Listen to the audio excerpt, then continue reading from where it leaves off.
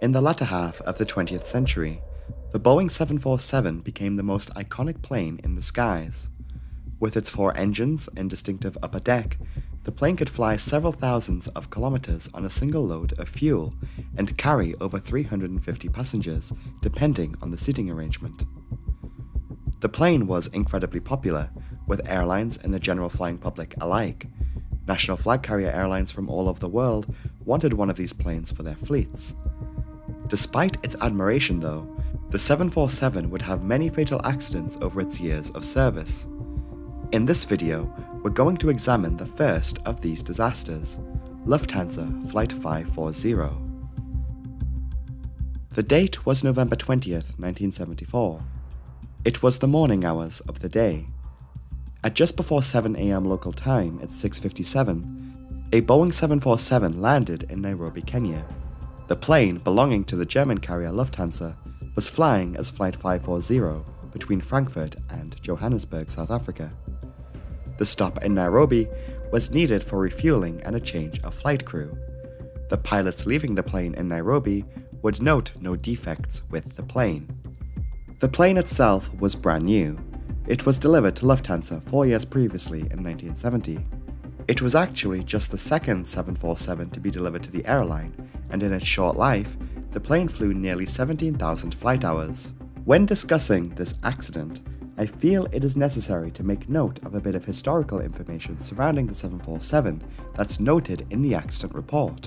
In 1972, another 747 operator noted a defect in relation to the leading edge flaps, also called slats, on the plane's wings. As discussed before on the channel in different contexts, flaps on the wings of aeroplanes in the most basic of explanation are extensions of the wings. When a pilot activates the flap lever from the cockpit, the flaps come out to the pilot's desired setting.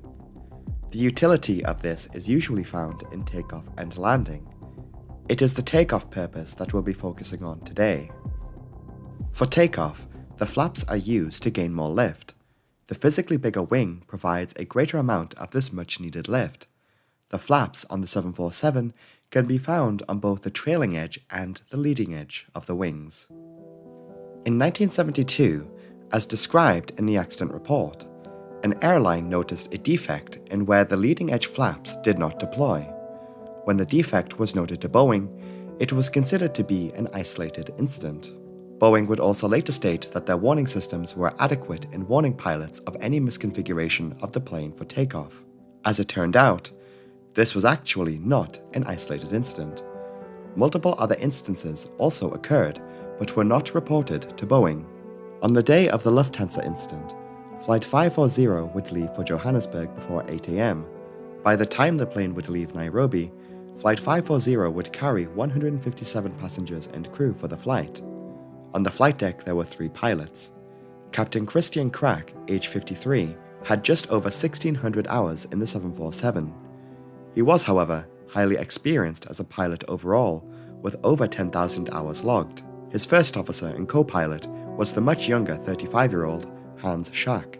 He actually had spent a bit more time in the 747, with just over 2,000 hours logged on the plane, and around a further 1,500 logged on other aircraft.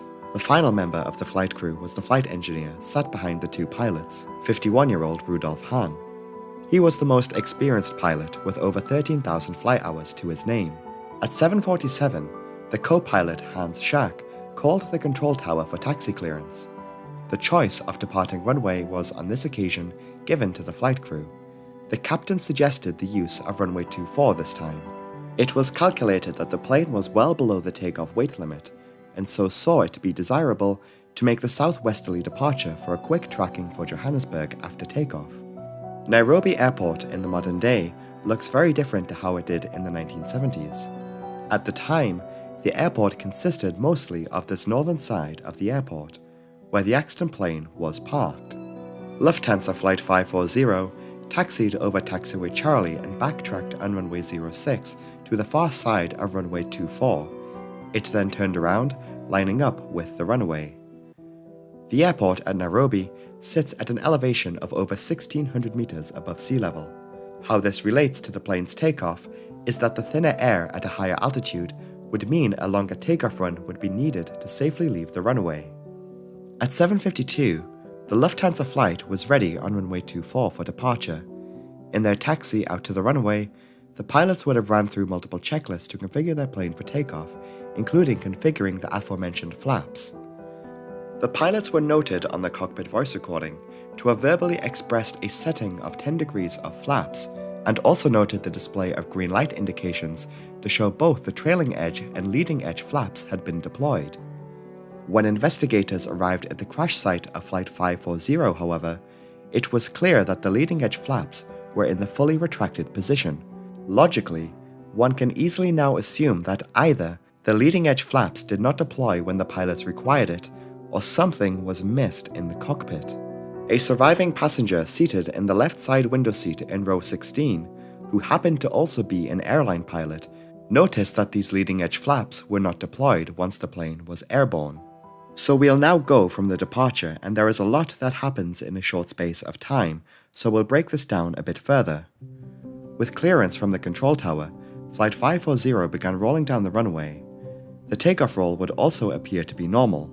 The 80-knot callout was made as the 747 continued to accelerate towards the takeoff speed of around 138 knots, or 255 kilometers per hour. It was what happened in the rotation phase where things started to go wrong. All speed acceleration ceased, at least according to the timeline of events detailed in the accident report.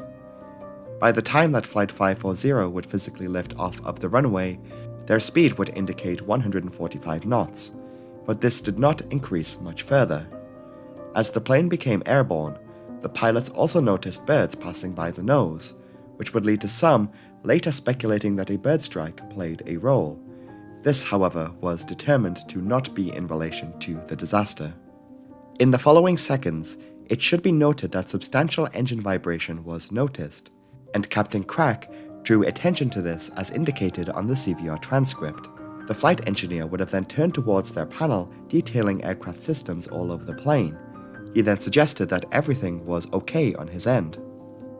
The first officer would later go on record in saying that he noticed that all feeling of acceleration had ceased. He then lowered the nose to compensate for a slower airspeed to prevent a stall scenario and to stop the speed from decreasing further.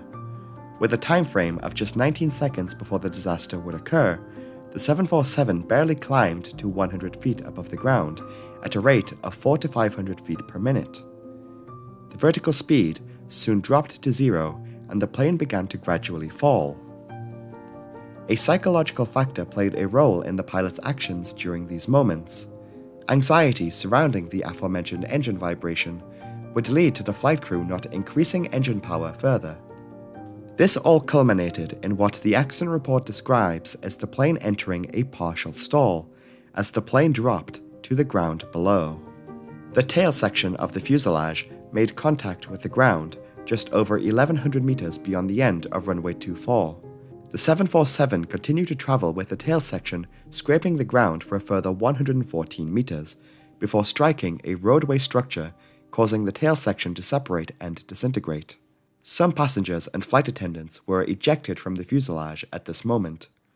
The majority of the plane would continue to skid along the ground in flames for a further 340 meters. A fire in the left wing led to an explosion causing flames to enter the cabin. Once the plane had come to a halt, the pilots had survived and immediately began running through the necessary emergency checklists. All of the engine's fire switches were pulled.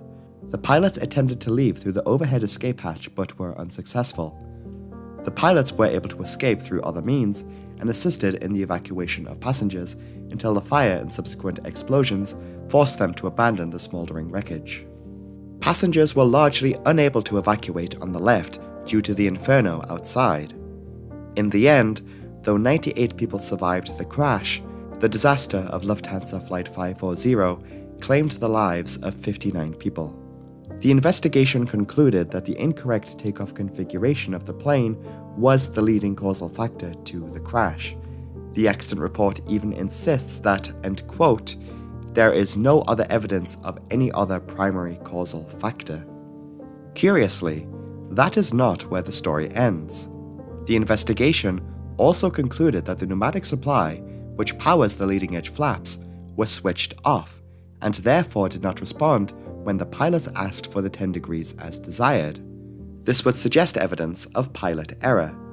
As it turned out, pneumatic bleed switches in the engine startup procedures required that these switches be in the closed position. It is the flight engineer on these early 747s who manages these switches. The after-engine start checklist called for the pneumatic bleeds to be reopened. The actuation of the leading edge flaps were connected to the system being in the open position and will not respond unless this is done.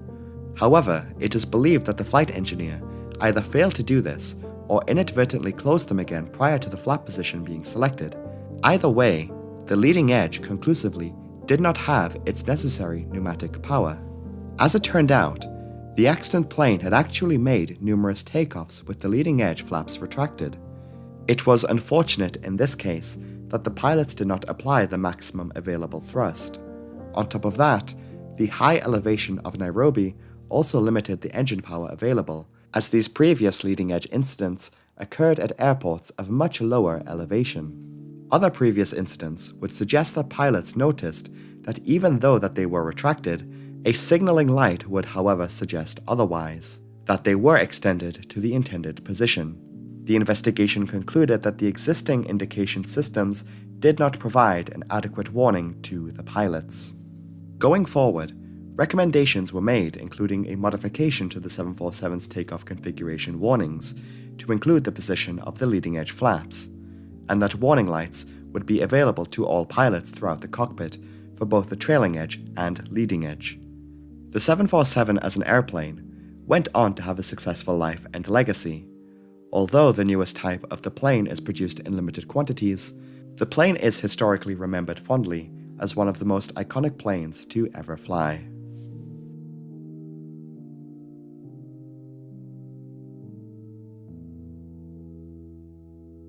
Hello everyone, thank you so much for watching this week's video.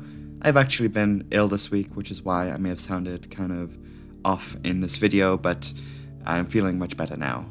If you found this video to be interesting, be sure to be subscribed, as there is always a new video every Saturday. A big thank you to all the patrons over on the Disaster Breakdown Patreon for their support to the channel. Their names are scrolling on the screen right now. Thank you. Anyway, I feel it is necessary to really pay my tributes and respect to the individual who developed and created the 747 plane used in the flight simulation reconstruction segments of this video. He is an individual who goes by the name Fellis. He is also the person responsible for the Tupolev 154, which has also been featured in multiple videos on the channel. Fellis, if you didn't know, is actually Ukrainian, and I'm assuming all of you watching have not been living under a rock in recent times, know the ongoing geopolitical situation in Ukraine. While I really can't provide anything new to the conversation surrounding the ongoing events, what I do have to say is that developers based in Ukraine have made invaluable contributions to the world of flight simulation over the years, and my videos simply wouldn't be the same without the work of someone like Fellis. I hope, given the situation of his country, he is doing okay. If you want to support him and his work, I'll leave a link to his Explain products at the top of the description of this video. In the last 28 days, according to my YouTube analytics, my videos have been viewed in Ukraine over 600 times, so if that is you, then please stay safe. That being said, I will sign off this video now. Have a great day, and I will see you next week. Goodbye!